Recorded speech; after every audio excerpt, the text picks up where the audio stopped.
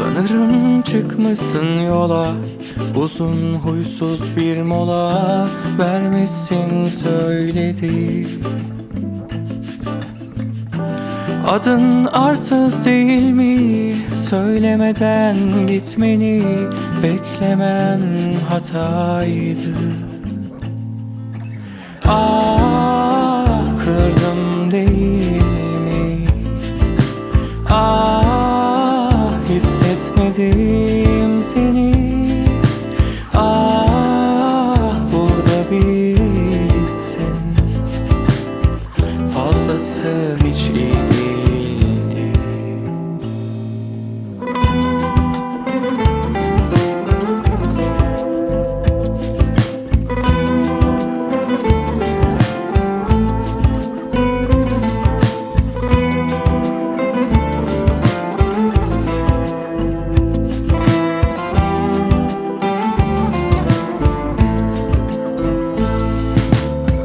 Sanırım çıkmışsın yola, uzun huysuz bir mola vermişsin söyledi.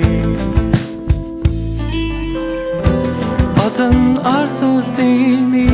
Söylemeden gitmeni beklemem hataydı. Ah, kırdım değil mi? Ah, hissetmedim seni. Ah, burada bitsin.